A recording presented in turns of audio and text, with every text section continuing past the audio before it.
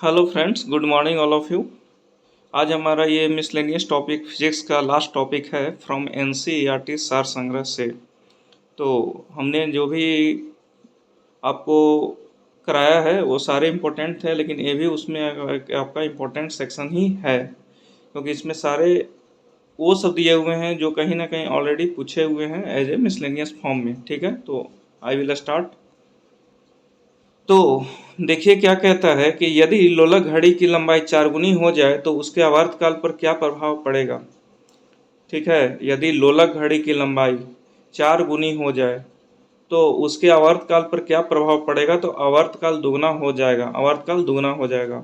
Rocket किस सिद्धांत पर कार्य करता है, जो आपका रॉकेट है वो किस सिद्धांत पर कार्य करता है। तो कंजर्वेशन ऑफ मोमेंटम, संवेग संरक्षण के सिद्धांत पर। तो ये भी आपका पॉपुलर क्वेश्चन है, ये भी आपका पॉपुलर क्वेश्चन है, दोनों पूछे हुए क्वेश्चन है कि यदि लोलक घड़ी की लंबाई 4 गुनी हो जाए तो उसके आवर्तकाल पर क्या प्रभाव पड़ेगा। तो आवर्तकाल दुगना हो जाएगा। रॉकेट किस सिद्धांत पर कार्य करता है। तो कंजर्वेशन ऑफ मोमेंटम के सिद्धांत पर संवेग संरक्षण। एक अंतरिक्ष यात्री पृथ्वी तल की तुलना में चंद्रमा पर अधिक ऊंची छलांग लगा सकता है, क्योंकि चंद्रमा पर गुरुत्वाकर्षण बल की तुलना में कम 1/6 होता है। सही बात है। अगर ये पृथ्वी है या आपका चंद्रमा है तो यहाँ जी का वैल्यू अगर 10 है तो यहाँ हो जाएगा आपका 6।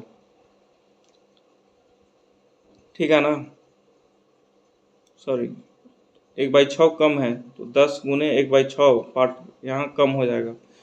तो अब इसमें क्या है, ट्रैक्शन ज़्यादा लग रहा है, इसमें ट्रैक्शन कम लग रहा है, तो इसमें आदमी कम उड़ेगा, इसमें ज़्यादा उड़ेगा। डेट इज छलांग कम लगाएगा, इसमें इसमें ज़्यादा लगाएगा। ठीक है ना।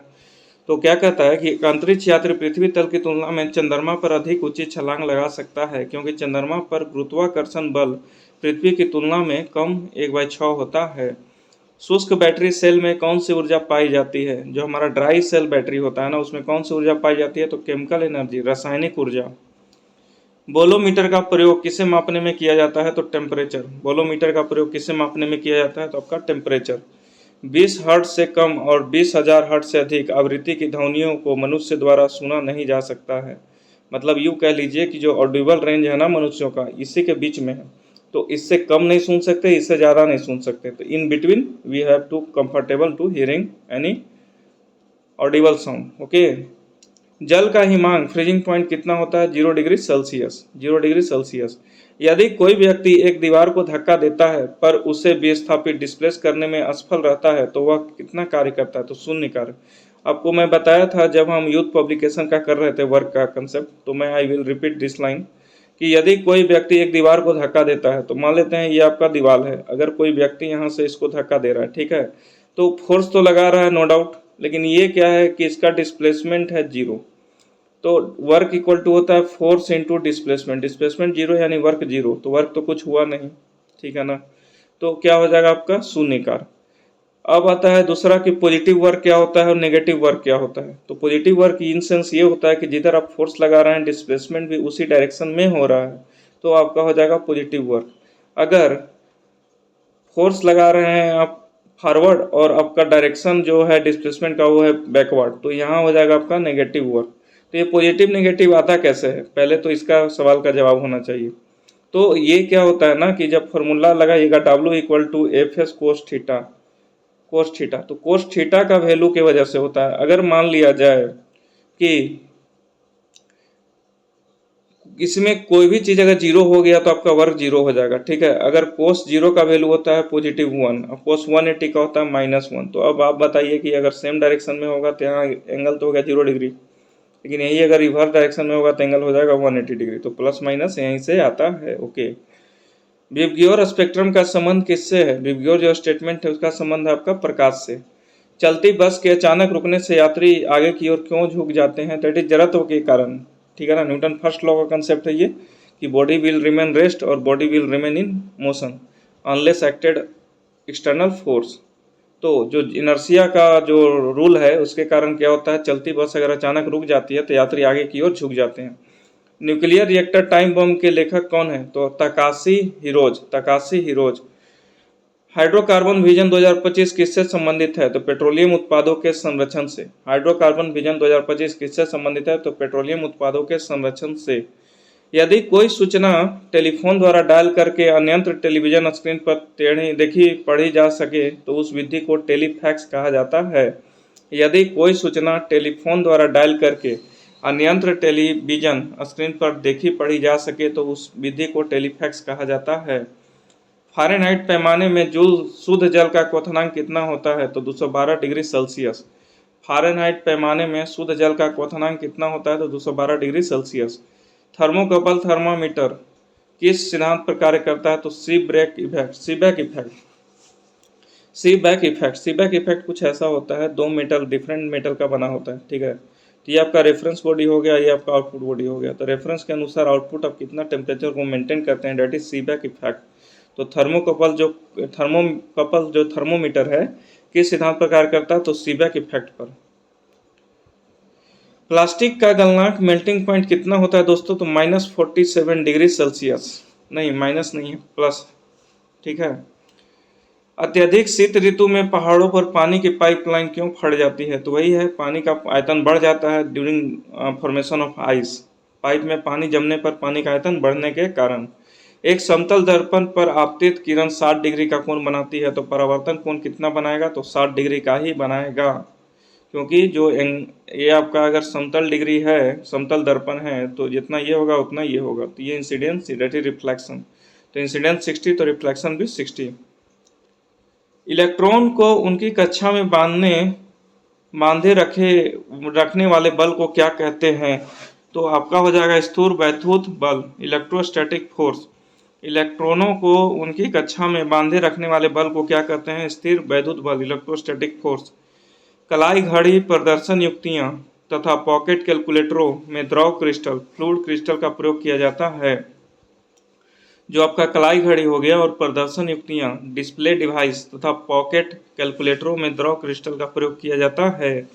जो पदार्थ विद्युत धारा को प्रवाहित नहीं होने देते हैं वे क्या कहलाते हैं? तो विद्युत रोधी इंसुलेटर। जो पदार्थ विद्युत धारा को प्रवाहित नहीं होने देते हैं वे क्या कहलाते हैं? विद्युत रोधी इंसुलेटर। किसी पदार्थ की सापेक्ष विद्युतशीलता, रिलेटिव परमिटिविटी सदैव कितनी होती है? तो 1।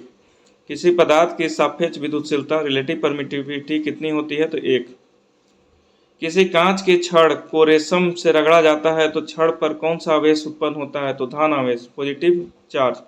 तो याद रखिएगा, ये बहुत कंफ्यूजन वाला ये मतलब लाइन है कि किसी कांच की छड़, किसका है? कांच की छड़ को रेशम से रगड़ा जाता है तो छड़ पर कौन सा आवेश होगा? छड़ की बात कर रहा है, नोट रेशम। तो छड़ पर जो होता है ना कांच का छड़, उस पर हो जाएगा पॉजिटिव चार्ज। अगर रेशम की बात करेगा तो वहां हो जाएगा नेगेटिव चार्ज। तो छड़ पर क्या होता है? Positive charge. छड़ पे क्या होता है? Positive charge. एक सूर्य जैसे किसी तारे को नाभिकीय ईंधन हाइड्रोजन लगभग समाप्त होता है तो वह श्वेत बौने तारे व्हाइट ड्वार्फ में परिवर्तित हो जाता है। इस स्थिति में उसके केंद्रीय भाग का तापमान अत्यधिक बढ़ जाता है, 1,00,000 केल्विन, तथा अधिकांश बाह्य पदार्थ तारे से पृथक हो जाता है। क्या कहता है कि एक सूर्य जैसे किसी तारे को नाभिकीय ईंधन हाइड्रोजन लगभग समाप्त होता है तो वह श्वेत बौने तारे व्हाइट ड्वार्फ में परिवर्तन हो जाता है। इस स्थिति में उसके केंद्रीय भाग का तापमान अत्यधिक बढ़ जाता है, 1,00,000 केल्विन, तथा अधिकांश बाह्य पदार्थ तारे से पृथक हो जाता है। घर्षण, फ्रिक्शन एवं स्नेहक लुब्रिकेंट के अध्ययन को क्या कहते हैं? तो ट्राइबोलॉजी। जो हमारा फ्रिक्शन और लुब्रिकेंट का अध्ययन जो होता है, study of friction and lubricant, that is called tribology. राष्ट्रीय भौतिकी प्रयोगशाला, नेशनल फिजिक्स लेबोरेटरी कहाँ स्थित है? तो नई दिल्ली। नेशनल फिजिक्स लेबोरेटरी कहाँ स्थित है? नई दिल्ली। लेजर का पूर्ण प्रारूप क्या होता है? तो light amplification by stimulated emission of radiation. तो लेजर का फुल फॉर्म याद कर लीजिए, light amplification by stimulated emission of radiation. विश्व की सबसे ऊंचाई पर स्थित दूरबीन वेधशाला कहाँ स्थित है? तो अटाकामा, पेरू में। अटाकामा, पेरू में। विश्व की सबसे ऊंचाई पर स्थित दूरबीन वेधशाला कहाँ स्थित है? तो अटाकामा, पेरू में। चंद्रा एक्सरे दूरबीन का नाम किस वैज्ञानिक के सम्मान में रखा गया है? जो चंद्रा एक्सरे दूरबीन है ना, उसका नाम किस वैज्ञानिक के सम्मान में रखा गया है? तो आपका सुब्रमण्यम चंद्रशेखर। परमाणु रिएक्टर में न्यूट्रॉनों के मंदन नियंत्रण हेतु भारी जल, ड्यूटेरियम ऑक्साइड, D2O एवं ग्रेफाइट का प्रयोग किया जाता है। ऑलरेडी हमने न्यूक्लियर फिजिक्स में पढ़ा था कि आपका जो न्यूट्रॉन को मंदन करने के लिए हम लोग भारी जल और ग्रेफाइट का प्रयोग करते हैं। ठीक है ना। ऐसा नहीं कि D2O को ठंडा करने के लिए नहीं, न्यूट्रॉन को कंट्रोल करने के लिए, उसके स्पीड को कंट्रोल करने के लिए हम लोग भारी जल या ग्रेफाइट का उपयोग करते हैं, ठीक है ना। थोड़ा वीडियो लंबा जाएगा क्योंकि ये मिसलेनियस है, तो आई थिंक 5-6 पेज का ये मटेरियल है, तो please make patience, I will complete slowly. Tata institute of fundamental research की स्थापना कहाँ की गई है? तो आपका मुंबई में। अंतरिक्ष में जाने वाला प्रथम व्यक्ति कौन है? तो यूरी गागरिन रूसी अंतरिक्ष यात्री हैं, 1961 में गए थे। विश्व की प्रथम महिला अंतरिक्ष यात्री का नाम क्या है? तो वेलेंटीना तेरेस्कोवा, रूसी अंतरिक्ष यात्री, 1963। GIF का पूर्ण रूप क्या होता है? GIF का फुल फॉर्म तो graphical interchange format, graphical interchange format. Laser द्वारा कैसा विकिरण उत्पन्न होता है? तो उद्दीपन विकिरण, that is stimulated radiation. Bharat के संपूर्ण ऊर्जा उत्पादन में नाभिकीय ऊर्जा का कितना प्रतिशत है? जो हमारा न्यूक्लियर एनर्जी के द्वारा जो एनर्जी प्रोड्यूस होता है वो हमारा 3% ही है। मैक्सिमम आपका कोल बेस्ड होता है, उसके बाद वाटर बेस्ड होता है, उसके बाद सोलर बेस्ड होता है, उसके बाद आपका न्यूक्लियर होता है, ठीक है। तो ये आपका सीक्वेंस है। वायु का विशिष्ट ताप किस वायुमंडलीय गुण के बढ़ने के साथ बढ़ता है? तो आपका दाब। वायु का जो विशिष्ट ताप किस वायुमंडलीय गुण के बढ़ने के साथ बढ़ता है? दाब। भारहीनता की अवस्था में एक मोमबत्ती की ज्वाला, फ्लेम का आकार कैसा होगा? गोलाकार। भारहीनता की अवस्था में एक मोमबत्ती की ज्वाला, फ्लेम का आकार कैसा होगा? गोलाकार। दाब बढ़ने पर बर्फ के गलनांक पर क्या प्रभाव पड़ता है? तो गलनांक घटता है। दाब बढ़ने पर बर्फ के गलनांक का क्या प्रभाव पड़ता है? तो गलनांक घटता है। पृष्ठीय क्षेत्रफल घटाने पर पृष्ठ पर कार्यरत दाब पर क्या प्रभाव पड़ता है? तो आपका दाब बढ़ जाएगा, ठीक है ना। पृष्ठीय क्षेत्रफल घटाने पर पृष्ठ पर कार्यरत दाब पर क्या प्रभाव पड़ेगा? तो दाब बढ़ जाएगा। 20,000 हर्ट्ज से अधिक आवृत्ति की ध्वनि क्या कहलाती है? तो अल्ट्रासोनिक पराध्वनिक। 20,000 हर्ट्ज से अधिक आवृत्ति की ध्वनि क्या कहलाती है? तो आपका पराध्वनिक, अल्ट्रासोनिक। गैस में उत्पन्न ध्वनि तरंग किस प्रकार की पदार्थ है? जो आपका ध्वनि है, तो बताया था ना, ध है तो ध, अनुदैर्ध्य तरंग, लॉन्गिट्यूडनल वेव। अनुदैर्ध्य तरंग, दैट इज लॉन्गिट्यूडनल वेव, आपका कौन सा हो जाएगा? ध्वनि तरंग। डॉपलर इफेक्ट किससे संबंधित है? ध्वनि से। डॉपलर इफेक्ट किससे संबंधित है? ध्वनि से। प्रकाश तरंग की गति की तुलना में रेडियो तरंग की गति कितनी होती है? तो दोनों की गति एक समान होती है। प्रकाश तरंग की गति की तुलना में रेडियो तरंग की गति कितनी होती है? तो दोनों की गति एक समान होती है। किसी माध्यम में ताप बढ़ने पर प्रकाश का वेग अपरिवर्तित रहता है। किसी माध्यम में ताप बढ़ने पर प्रकाश का वेग अपरिवर्तित रहता है। सूर्य के प्रकाश में उपस्थित परावैंगनिक किरणों, अल्ट्रावायलेट रेज को कौन अवशोषित करता है? तो ओजोन लेयर, ओजोन लेयर। सूर्य के प्रकाश में उपस्थित परावैंगनिक किरणों को कौन अवशोषित करता है? तो ओजोन लेयर। जब वायु की गति बढ़ जाती है तो दाब पर क्या प्रभाव पड़ता है? तो दाब घट जाता है, दाब घट जाता है। जब वायु की गति बढ़ जाती है ना तो दाब घट जाता है, दैट इज लो प्रेशर। अब देखिए ऐसे समझिए, मान लेते हैं ये आपका लो प्रेशर है, तो इसका मतलब यहाँ गर्मी ज़्यादा है। ये आपका हाई प्रेशर है, यानी कि आपका ये कोल्ड एरिया हो गया। तो हमेशा हाई प्रेशर से क्या होता है? लो प्रेशर की तरफ स्विच करता है, ठीक है ना। तो क्या है? एटमॉस्फेरिक प्रेशर यहाँ कम है, यहाँ ज़्यादा है। दंत चिकित्सक किस दर्पण का उपयोग करते हैं? तो अवतल। दंत चिकित्सक किस दर्पण का प्रयोग करते हैं? तो अवतल। प्रकाश, रेडियो तरंग तथा एक्सरे किरणें किस प्रकार के विकिरण है? तो विद्युत चुंबकीय विकिरण। प्रकाश का कणिका सिद्धांत, कॉर्पुस्कल थ्योरी ऑफ लाइट, किसने दिया था? न्यूटन ने दिया था। Indian institute of neuropathy and yogic science, Indian institute of neuropathy and yogic science की स्थापना बेंगलुरु कर्नाटक में की गई है। समतल दर्पण द्वारा किस प्रकार का प्रतिबिंब बनता है? तो वर्चुअल इमेज, दैट इज आभासी प्रतिबिंब। प्रिज्म द्वारा किस रंग का विचलन सर्वाधिक होता है? प्रिज्म द्वारा तो वायलट, याद रखिएगा, VIBGYOR, okay, that is violet and red. तो विबग्योर का ज़्यादा मतलब बैगनी। एक सरल दूरदर्शी टेलीस्कोप कम से कम कितने उत्तल लेंसों से बनाया जाता है? तो आपका 2 होना चाहिए, मिनिमम 2, मिनिमम 2, मिनिमम 2। लाल कमल का फूल हरे प्रकाश में देखने पर कैसा दिखाई देता है? तो काला। ये आपका कंसेप्चुअल क्वेश्चन है कि किसी भी दूसरे कलर के रेफरेंस में दिखेगा तो आपको काला ही दिखेगा। चुंबकीय सुई, मैग्नेटिक नीडल, किस दिशा की ओर संकेत करती है? तो उत्तर दिशा की ओर। चुंबकीय सुई जो हो गया मैग्नेटिक नीडल, किस दिशा की ओर संकेत करती है? तो उत्तर दिशा की ओर। युद्धक विमान अधिक ऊंचाइयों पर क्यों उड़ते हैं? तो रडार संसूचन, रडार डिटेक्शन से बचाव हेतु, ठीक है ना। युद्धक विमान अधिक ऊंचाइयों पर क्यों उड़ते हैं? तो रडार संसूचन, रडार डिटेक्शन से बचाव हेतु। शीशे के रजतन सिल्वरिंग ग्लास के लिए कौन सा यौगिक प्रयुक्त होता है? तो सिल्वर नाइट्रेट। शीशे के रजतन सिल्वरिंग ग्लास के लिए कौन सा यौगिक प्रयुक्त होता है? तो सिल्वर नाइट्रेट। यदि वायुमंडल नहीं होता तो पृथ्वी से आकाश काले रंग का दिखाई देता, जैसा कि चंद्रमा में दिखता है, क्योंकि वहाँ एटमॉस्फेयर है नहीं। हीटर के तार किस धातु के बने होते हैं? तो नाइक्रोम, निकल, क्रोमियम एंड। हवा में तैरते हुए श्वसनीय सूक्ष्म कणों रिस्पिरेटरी माइक्रोस्कोप पार्टिकल का आकार कितना होता है? तो 5 माइक्रोन से कम, 5 माइक्रोन से कम। भारत में प्रथम भारी जल संयंत्र कहाँ स्थापित किया गया? तो नांगल, पंजाब में, नांगल, पंजाब में। टेप रिकॉर्डर की टेप किस पदार्थ से लेपित कोटेड होती है? तो फेरोमैग्नेटिक पाउडर, फेरोमैग्नेटिक पाउडर। वायुमंडल में उपस्थित बादलों की गति एवं गति की दिशा का मापन नेफोस्कोप द्वारा किया जाता है। जो वायुमंडल में उपस्थित बादलों की गति है और जो गति की दिशा है वो आपका नेफोस्कोप यंत्र द्वारा किया जाता है। घड़ी में स्फटिक क्रिस्टल किस सिद्धांत पर कार्य करता है? जो घड़ी में स्फटिक क्रिस्टल है ना, किस सिद्धांत पर कार्य करता है आपका? तो दाब विद्युत प्रभाव। स्वचालित कलाई घड़ियों में ऊर्जा हाथ के विभिन्न संचलनों से प्राप्त होती है। जो स्वचालित ऑटोमेटिक जो कलाई घड़ियाँ होती है ना, तो उसको एनर्जी कहाँ से मिलता है? तो जैसे ही हाथ का जो मूवमेंट होता है ना, उससे उसको एनर्जी मिलता है। आपने देखा होगा बहुत से लोगों का, थोड़ी कॉस्टली आती है ये। कृत्रिम उपग्रह आर्टिफिशियल सैटेलाइट पृथ्वी से स्पष्ट रूप से क्यों ट्रैक किया जाता है? तो डॉपलर प्रभाव के कारण, डॉपलर प्रभाव के कारण। हवाओं में किस प्रकार की ऊर्जा होती है? तो गतिज ऊर्जा। हवाओं में किस प्रकार की ऊर्जा होती है? गतिज ऊर्जा। सड़क पर चलने की अपेक्षा बर्फ पर चलना कठिन क्यों है? तो बर्फ में सड़क की अपेक्षा घर्षण कम होता है, बर्फ में सड़क की अपेक्षा घर्षण कम होता है। चुंबकीय अनुनाद बिंबिकीकरण मैग्नेटिक रेजोनेंस इमेजिंग एमआरआई किस सिद्धांत पर आधारित है? तो आपका हो जाएगा नाभिकीय चुंबकीय अनुनाद, नाभिकीय चुंबकीय अनुनाद। भारत में मीट्रिक प्रणाली किस वर्ष प्रारंभ हुई है? तो आपका 1957 में। भारत में मीट्रिक प्रणाली कब शुरू हुई है? वर्ष 1957 में। ऊष्मा के स्थानांतरण का कारण क्या है? That is temperature difference, temperature difference. अगर अगर यहाँ आपका 50 डिग्री सेल्सियस है, यहाँ 10 डिग्री सेल्सियस है, तो बिल्कुल एब्सोल्युटली आपका टेम्परेचर डिफरेंस है, तो यहाँ से फ्लो होगा ऊष्मा का, हीट का, ठीक है। अगर यहाँ भी 50 है, यहाँ भी 50 है, तो there is no any difference, there will be no transfer of heat exchange. तो एक्सचेंज के लिए आपका क्या डिफरेंस होना जरूरी है, टेम्परेचर डिफरेंस।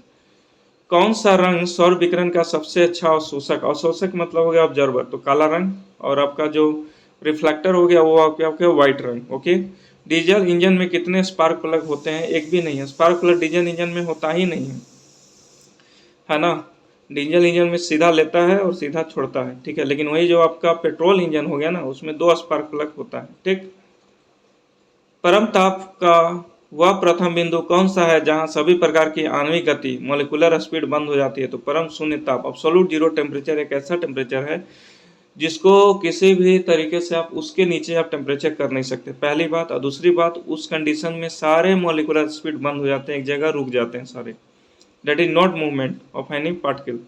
यदि 100 ग्राम चीनी की आधा लीटर पानी में मिलाकर एक अनसैचुरेटेड चीनी का घोल तैयार किया जाए तो उसका आयतन अपरिवर्तित होगा, रहेगा, ठीक है ना। अनसैचुरेटेड है, सैचुरेटेड नहीं है। सैचुरेटेड का मतलब ये हो गया कि अगर आप ग्लास में पानी लिए हुए हैं, ठीक है, एक लिमिट तक आप चीनी मिला रहे हैं, घोल रहे हैं, घोल रहे हैं, घोल रहे हैं, तो हो क्या रहा है कि एक लिमिट तक ये पानी जो है चीनी को एक्सेप्ट कर लेगा, ऑब्जर्व कर लेगा विदाउट इंक्रीजिंग देयर वॉल्यूम। लेकिन उसके बाद क्या होगा ना, एक लिमिट के बाद कि चीनी, पानी जो है चीनी को एक्सेप्ट करना बंद कर देगा, चीनी इसी तरह रहेगा, तो वो हो जाएगा अनसेचुरेटेड। तो सेचुरेटेड पॉइंट तक आपका जो है कोई चेंज नहीं होगा, ठीक है ना। तो वही कहता है कि यदि 100 ग्राम चीनी को आधा लीटर पानी में मिलाकर एक अनसेचुरेटेड चीनी का घोल तैयार किया जाए, मतलब इस सेचुरेटेड हुआ नहीं है, मतलब अभी और चीनी डाला जाए तो क्या होगा, वो अभी उसमें घुल जाएगा। तो ये होता है आपका सेचुरेटेड अनसेचुरेटेड। टेलीफोन में कौन सा प्रयुक्त होता है? तो कार्बन माइक्रोफोन। टेलीफोन में क्या प्रयुक्त होता है? तो आपका कार्बन माइक्रोफोन। विज्ञान की किस शाखा के अंतर्गत मानव एवं यंत्रों के मध्य स्वचलन एवं संचार विधि का अध्ययन किया जाता है? तो साइबरनेटिक्स। विज्ञान की किस शाखा के अंतर्गत मानव एवं यंत्रों के मध्य स्वचलन तथा संचार विधि का अध्ययन किया जाता है दोस्तों? तो साइबरनेटिक्स। मनुष्य के लिए सबसे हानिकारक विकिरण कौन सा है? मनुष्य के लिए सबसे हानिकारक विकिरण कौन सा है? तो गामा किरणें। नाभिकीय नियंत्रित नाभिकीय विखंडन न्यूक्लियर फिजन अभिक्रिया की अवधारणा सर्वप्रथम एर्निको फर्मी ने प्रस्तुत की थी। नियंत्रित नाभिकीय विखंडन न्यूक्लियर फिजन अभिक्रिया की अवधारणा सर्वप्रथम एनरिको फर्मी ने प्रस्तुत की थी। मोबाइल चार्जर में कौन सा युक्ति प्रयोग की जाती है? तो एक अपचाई ट्रांसफार्मर, स्टेप डाउन ट्रांसफार्मर। ठीक है, मोबाइल चार्जर में कौन सी युक्ति प्रयोग की जाती है? तो अपचाई, स्टेप डाउन ट्रांसफार्मर। पदार्थ के संवेग और वेग के अनुपात में किस भौतिक राशि को प्रदर्शित किया जाता है? तो द्रव्यमान। पदार्थ के संवेग और वेग के अनुपात में किस भौतिक राशि को प्रदर्शित किया जाता है? तो द्रव्यमान। तड़ित चालक, लाइटनिंग कंडक्टर किस धातु से बनाए जाते हैं? तो आपका तांबे से। एक व्यक्ति एक संवेदनशील सेंसिटिव तराजू पर खड़ा है, यदि वह गहरी सांस अंदर लेता है तो तराजू की रीडिंग घट जाएगी। ठीक है, अब इसका कंसेप्ट क्या है आई डोंट नो। बस ये समझिए कि अगर आप तराजू पर खड़े हैं, ठीक है, कांस्टेंट मोड में तराजू का रीडिंग है, लेकिन आप सांस अंदर ले रहे हैं तो आपको क्या होगा? वेट कम हो जाएगा, तो रीडिंग घट जाएगी। किसी तारे का रंग क्या प्रदर्शित करता है? तो सेल्फ टेम्परेचर, उसका खुद का तापमान, ताप। हवा का वाष्प घनत्व कितना होता है? 14.4 ग्राम, 14.4 ग्राम। कल्पक्कम क्यों प्रसिद्ध है? तो परमाणु ऊर्जा संयंत्र के कारण, परमाणु ऊर्जा संयंत्र के कारण। ऊर्जा संरक्षण, एनर्जी कंजर्वेशन से अभिप्राय है ऊर्जा का न तो सृजन हो सकता है न ही विनाश। Energy can neither be created not be destroyed, can only change one form to another form. यही कहता है आपका energy conservation concept. Indira Gandhi आणविक अनुसंधान केंद्र, Indira Gandhi molecular research centre किस राज्य में स्थित है दोस्तों? तो तमिलनाडु। तमिलनाडु में आपका इंदिरा गांधी आणविक अनुसंधान केंद्र स्थित है। एक वास्तविक गैस किन स्थितियों में एक आदर्श गैस के रूप में क्रिया कर सकती है? तो उच्च दाब और निम्न टेम्परेचर। इसीलिए कहा जाता है कि हर चीज़ को हम आइडियल गैस के रूप में क्यों नहीं देखते हैं? क्योंकि जो मिनिमम टेम्परेचर है ना, निम्न टेम्परेचर, उसको मेंटेन करना इतना आसान नहीं है। ठीक है, तो अब क्या कहता है, I will repeat this concept, कि एक वास्तविक गैस किन स्थितियों में एक आदर्श गैस, ठीक है, आइडियल गैस के रूप में क्रिया कर सकती है? तो उच्च दाब और निम्न टेम्परेचर। आवृत्ति मॉड्यूलेशन में आयाम परिवर्तनशील होता है अथवा नियत? तो आयाम नियत रहता है। ठीक है, आयाम मतलब एम्पलीट्यूड क्या होता है? नियत रहता है। कौन सी प्रक्रिया ध्वनि तरंग के साथ नहीं दर्शाई जाती है? तो इंटरफ्रेंस। नीले कांच की प्लेट धूप में नीली क्यों दिखाई देती है? देखिए, नीला है तो नीला है, ठीक है ना, तो क्योंकि यह नीले रंग ट्रांसमिट करती है, जो ट्रांसमिट करेगा हमारे आंखों को वही चीज़ हम देखेंगे। ऐसे समझते हैं, मान लेते हैं कोई ये बॉडी है जो रेड कलर का है, रेड आपको दिख भी रहा होगा, तो अब हमें रेड क्यों दिख रहा है मेरी आंखों से? क्यों? क्योंकि रेड को ये रिफ्लेक्ट कर रहा है, दैट्स इट, बाकी को ऑब्जर्व कर रहा है। अपमार्जक मिलाने पर पानी के पृष्ठ तनाव पर क्या प्रभाव पड़ता है? तो पृष्ठ तनाव घट जाता है। यदि तांबे के तार को दुगुना बढ़ा दिया जाए तो उसका प्रतिरोध कितना हो जाएगा? तो 4 गुना हो जाएगा। ईसीजी किस अंग की गतिविधि को मापता है? तो हृदय को। ठीक है, ईसीजी इलेक्ट्रोकार्डियोग्राफ आपका हृदय को, और एक आता है इलेक्ट्रोएन्सेफेलोग्राफ दैट इज ब्रेन को। वह गुण कौन सा है जो प्रकाश तरंग में दिखता है पर ध्वनि तरंग में नहीं दिखता? तो ध्रुवन, पोलराइजेशन। वह गुण कौन सा है जो प्रकाश तरंग में दिखता है पर ध्वनि तरंग में नहीं दिखता है? तो ध्रुवन, पोलराइजेशन। वायु शीतलन, एयर कंडीशनिंग किस स्थान के लिए अधिक उपयुक्त है? तो गर्म और शुष्क जलवायु वाले क्षेत्रों में। एयर कंडीशनिंग किस स्थान के लिए अधिक उपयुक्त है? तो गर्म एवं शुष्क जलवायु वाले क्षेत्र में। वह प्रकाशीय उपकरण कौन सा है जिसकी सहायता से दोनों आँखों से एक साथ दूरवर्ती वस्तुओं का आवर्धित रूप दिखाई देता है? तो दूरबीन, बाइनोक्यूलर। वह प्रकाशीय उपकरण कौन सा है जिसकी सहायता से दोनों आँखों में से एक साथ दूरवर्ती वस्तुओं का आवर्धित रूप दिखाई देता है? तो बाइनोक्यूलर, दूरबीन। पॉजिट्रॉन का द्रव्यमान व आवेश इलेक्ट्रॉन के बराबर होता है, इसलिए इसे एंटी इलेक्ट्रॉन कण भी कहते हैं। ठीक है ना, जो पॉजिट्रॉन का द्रव्यमान व आवेश इलेक्ट्रॉन के बराबर होता है इसलिए इसे एंटी इलेक्ट्रॉन कण भी कहते हैं। नेक्स्ट कहता है कि आपका वृत्ताकार पथ, ठीक है ना, वृत्ताकार पथ के चारों ओर पिंड की गति किस प्रकार की गति का उदाहरण है? वृत्ताकार पथ के चारों ओर पिंड की गति किस प्रकार की गति का उदाहरण है? तो समान चाल एवं परिवर्ती वेग। जब वाष्प दाब वायुमंडलीय दाब के बराबर हो जाए तो द्रव पर क्या प्रभाव पड़ता है? तो द्रव उबलने लगता है। समुद्र की लहरों में किस प्रकार की ऊर्जा भंडारित होती है? तो द्रव चालित ऊर्जा, गतिज ऊर्जा और गुरुत्वीय स्थितिज ऊर्जा। लौह चुंबकीय पदार्थ किस तापमान पर अणुचुंबकीय हो जाता है? तो क्यूरी तापमान। लौह चुंबकीय पदार्थ किस तापमान पर अणुचुंबकीय हो जाता है? तो क्यूरी तापमान। किसी संगीत समारोह की छतें साधारणतः वक्राकार क्यों होती है? तो क्योंकि वे शोर का अवशोषण करती हैं। क्योंकि वे शोर का अवशोषण करती हैं। कोई वस्तु केवल गुरुत्व क्रिया के अधीन निर्वात में मुक्त रूप से गिर रही है, गिरने के दौरान कौन सा ऊर्जा स्थिर बनी रहेगी? तो कुल यांत्रिक ऊर्जा। कुल यांत्रिक ऊर्जा कि कोई वस्तु केवल गुरुत्व क्रिया के अधीन निर्वात में मुक्त रूप से गिर रही है तो गिरने के दौरान कौन सी ऊर्जा स्थिर बनी रहेगी? तो कुल यांत्रिक ऊर्जा। चंद्रशेखर सीमा, चंद्रशेखर लिमिट का प्रतिपादन किसने किया था? तो एस चंद्रशेखर ने। एस चंद्रशेखर ने। नेक्स्ट है आपका ये लिफ्ट वाला कंसेप्ट है, तो इसको पढ़ने के बाद कराऊंगा क्योंकि अच्छा वो टॉपिक है। टॉपिक तो सारे अच्छे हैं। भारतीय अमेरिकी वैज्ञानिक जो आपका एस चंद्रशेखर सर हैं, जो को चंद्रशेखर सीमा की गणना, तारों की उत्पत्ति एवं उनकी संरचना तथा कृष्णा छिद्र संबंधी शोध के लिए वर्ष 1983 में भौतिकी के क्षेत्र में नोबेल पुरस्कार दिया गया। तो अब इसमें याद करने वाला क्या बात है, जो हमारे एस चंद्रशेखर हैं तो उनको चंद्रशेखर सीमा की गणना, तारों की उत्पत्ति एवं उनकी संरचना तथा कृष्ण छिद्र संबंधी शोध के लिए वर्ष 1983 में भौतिकी यानी फिजिक्स के क्षेत्र में नोबेल पुरस्कार दिया गया। ठीक है। किस भारतीय वैज्ञानिक को प्रकाश के प्रकीर्णन, स्कैटरिंग ऑफ लाइट की व्याख्या तथा रमन प्रभाव की खोज के लिए नोबेल पुरस्कार दिया गया? तो चंद्रशेखर वेंकट रमन, वर्ष 1930 में। तो अब देखिए इसमें क्या है कि किस भारतीय वैज्ञानिक हैं, सबसे बड़ी बात भारतीय वैज्ञानिक हैं, और प्रकाश के प्रकीर्णन, स्कैटरिंग ऑफ लाइट की व्याख्या तथा रमन प्रभाव की खोज के लिए, जो आपका रमन प्रभाव है और स्कैटरिंग ऑफ लाइट है, इसके लिए नोबेल पुरस्कार दिया गया है चंद्रशेखर वेंकट रमन जी को वर्ष 1930 में। कोई कार एक समान चाल से गतिमान है परंतु उसका संवेग परिवर्तित हो रहा है तो कार का पथ कैसा होगा? तो दीर्घवृत्तीय पथ। जब लंबे सूखे बालों को ब्रश किया जाता है, जब लंबे सूखे बालों को ब्रश किया जाता है तो लट्टें सामान्यतः एक दूसरे से अलग हो जाती है क्योंकि ब्रश करते समय बालों पर स्थैतिक विद्युत आवेश प्रेरित होती है। तो बिल्कुल कंसेप्चुअल सारे हैं। अब आते हैं लिफ्ट में व्यक्ति के भार की विभिन्न स्थितियां। जब लिफ्ट में आप चढ़ते होंगे, जैसा कि ऊपर एक लाइन दिया हुआ था कि अब तराजू हैं, तराजू पे खड़े हैं, कांस्टेंट रीडिंग बता रहा है, लेकिन अब सांस को इनहेल कर रहे हैं तो रीडिंग कम हो जा रहा है। तो क्या इसका कारण है? तो कम हो जा रहा है। तो इसमें आइए हम लोग समझते हैं ध्यान से क्या इसमें कह रहा है कि लिफ्ट में व्यक्ति के भार की विभिन्न स्थितियाँ।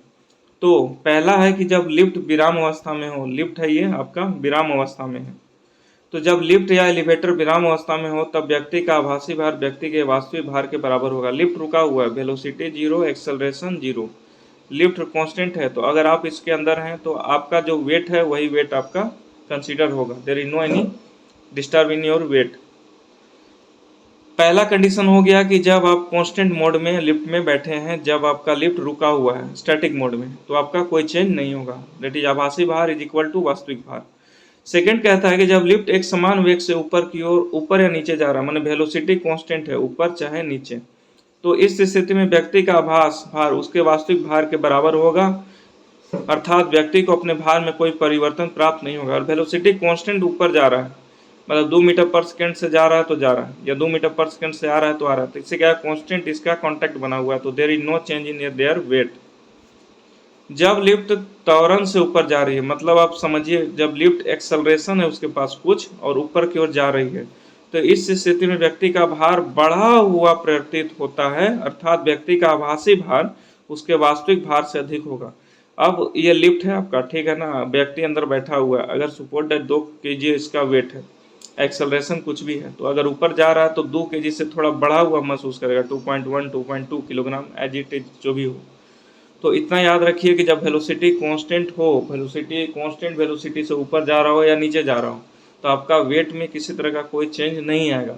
दूसरा कंडीशन, अगर एक्सेलरेशन से जा रहा है, ठीक है ना, जब लिफ्ट एक्सेलरेशन से ऊपर जा रही है तो आपका क्या होगा, वेट में थोड़ा सा बढ़ा हुआ महसूस होगा। ठीक, अब आगे है कि जब लिफ्ट त्वरण से नीचे आ रही है तो अब क्या होगा, इस स्थिति में आपका भार घटा हुआ महसूस होगा, आपका भार घटा हुआ महसूस होगा, ठीक है ना, भार घटा हुआ महसूस होगा।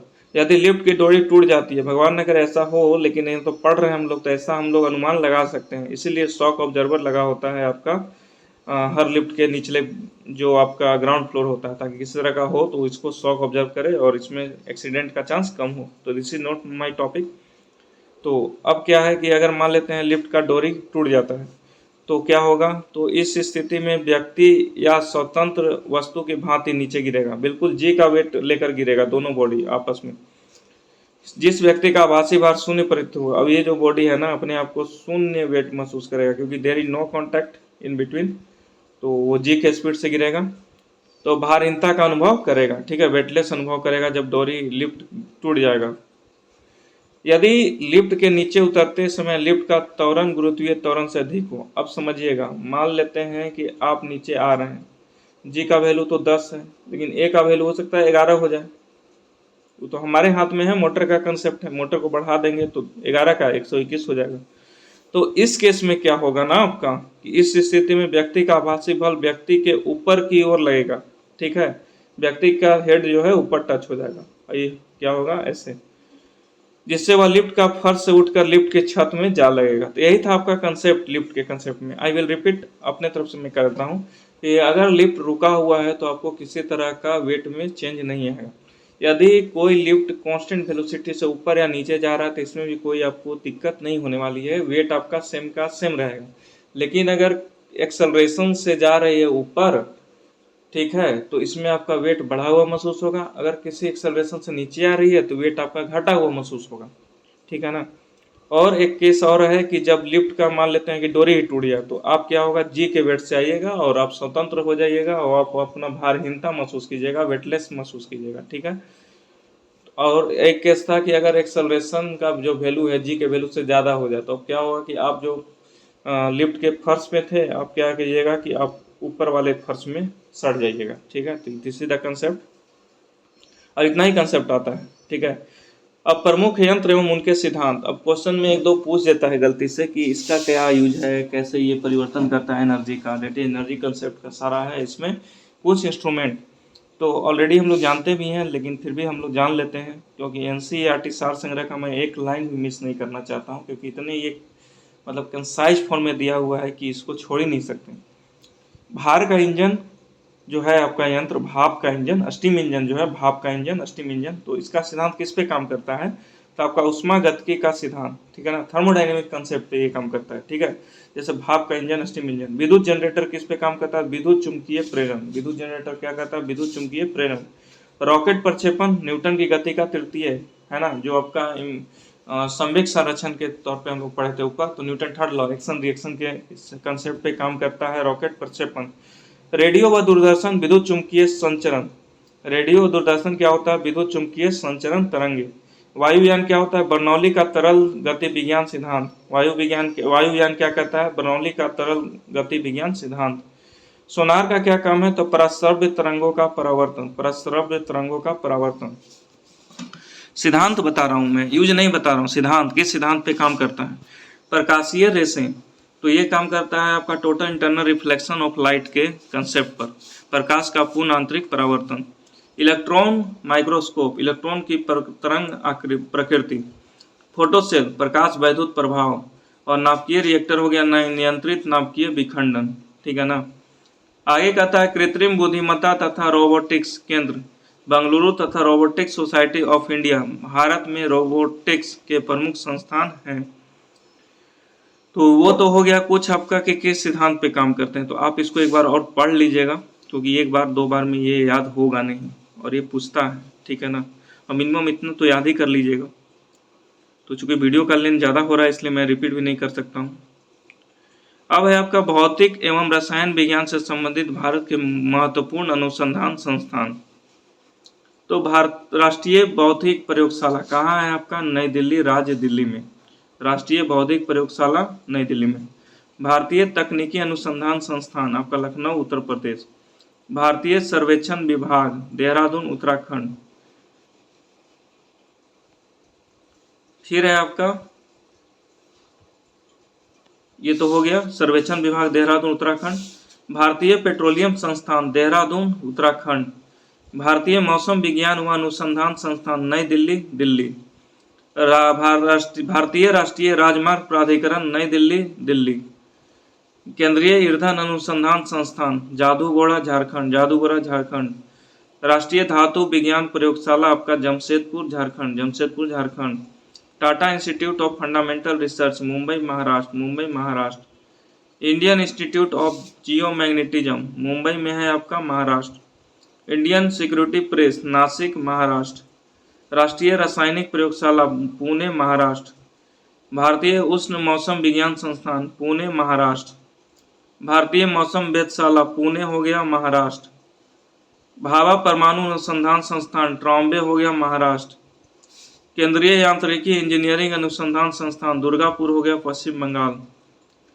केंद्रीय विद्युत रासायनिक अनुसंधान संस्थान कराईकुड़ी आपका, तमिलनाडु।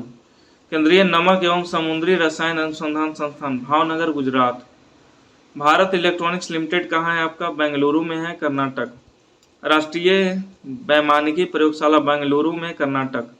रमन अनुसंधान संस्थान आपका बेंगलुरु, कर्नाटक। और राष्ट्रीय समुद्र विज्ञान संस्थान पणजी, गोवा। ठीक है ना। तो ये तो था आपका कहाँ कहाँ है। अब देखते हैं हम लोग ऊर्जा रूपांतरण, जो मैं बोल रहा था कि एनर्जी कंजर्व कैसे करता है, कन्वर्ट एक दूसरे से। तो इसका जो इम्पोर्टेंट देखता हूँ, इम्पोर्टेंट विद्युत हीटर क्या करता है दोस्तों, हम लोग इलेक्ट्रिक एनर्जी देते हैं तो हमें हीट के रूप में देता है, ठीक है, या उसमें हम लोग खाना बनाते हैं। लाउड स्पीकर क्या होता है, इसमें भी हम लोग विद्युत एनर्जी देते हैं और ध्वनि ऊर्जा में कन्वर्ट करता है। डायनेमो क्या करता है, तो मैकेनिकल एनर्जी को आपका इलेक्ट्रिक एनर्जी में कन्वर्ट करता है। कार की बैटरी रासायनिक ऊर्जा को विद्युत ऊर्जा में, फेंके गए पत्थर की ऊर्जा तो पेशीय ऊर्जा, मतलब हम खुद से फेंके तो क्या हुआ, केमिकल एनर्जी, मस्कुलर एनर्जी लगा, ठीक है। इसको किस में कन्वर्ट किए हम लोग, गतिज ऊर्जा में। वाष्प इंजन ऊष्मीय ऊर्जा को गतिज ऊर्जा में। जलता हुआ कोयला रासायनिक ऊर्जा को ऊष्मीय ऊर्जा में। और आपका विद्युत सेल क्या कहता है, तो रासायनिक ऊर्जा को विद्युत ऊर्जा में, रासायनिक ऊर्जा को विद्युत ऊर्जा में। विद्युत अपघटन विद्युत ऊर्जा को रासायनिक ऊर्जा में, विद्युत ऊर्जा को रासायनिक ऊर्जा में। नेक्स्ट है आपका कि विद्युत बल्ब क्या कहता है, विद्युत ऊर्जा को ऊष्मीय ऊर्जा में, विद्युत ऊर्जा को ऊष्मीय ऊर्जा में। बिजली का पंखा, जो पंखा होता है हम लोग स्विच देते हैं, इलेक्ट्रिक एनर्जी देते हैं तो आपका मैकेनिकल एनर्जी में कन्वर्ट होता है, यांत्रिक ऊर्जा में। टरबाइन काम क्या करता है, तो यांत्रिक ऊर्जा को विद्युत ऊर्जा में। पवन चक्की यांत्रिक ऊर्जा को विद्युत ऊर्जा में। और विद्युत चुंबक विद्युत ऊर्जा को चुंबक ऊर्जा में, विद्युत ऊर्जा को चुंबक ऊर्जा में। परमाणु बम रासायनिक ऊर्जा को नाभिकीय ऊर्जा में, रासायनिक ऊर्जा को नाभिकीय ऊर्जा में। माइक्रोफोन विद्युत ऊर्जा को ध्वनि ऊर्जा में, विद्युत ऊर्जा को ध्वनि ऊर्जा में। सितार यांत्रिक ऊर्जा को ध्वनि ऊर्जा में, सितार जो हो गया यांत्रिक ऊर्जा को ध्वनि ऊर्जा में।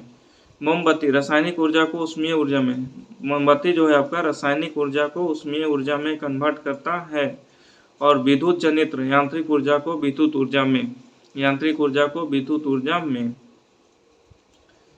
नेक्स्ट कहता है आपका कि वायुमंडलीय दाब को मापने एवं स्वतः ग्राफ पर चित्रित करने वाला यंत्र बैरोग्राफ कहलाता है।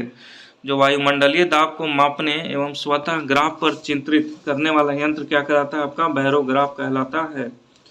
तो यही था आपका मिसलेनियस फिजिक्स, और मेरे तरफ से आपका एनसीईआरटी सार संग्रह में आज कंप्लीट होता है। This is the very glad moment for us, not for me, सभी के लिए है। तो अब जो हमारा नेक्स्ट वीडियो अब शुरू होगा आपका केमिस्ट्री से शुरू करेंगे। जो भी केमिस्ट्री का 20-22 टॉपिक होगा उसको हम लोग कंप्लीट करेंगे। तो पहले हम एनसीईआरटी पूरी कंप्लीट करेंगे, उसके बाद यूथ पब्लिकेशन का जो भी रेलवेज में पूछे गए हैं क्वेश्चंस उसका हम लोग डिस्कशन करेंगे। तो okay guys, thank you very much for watching this video.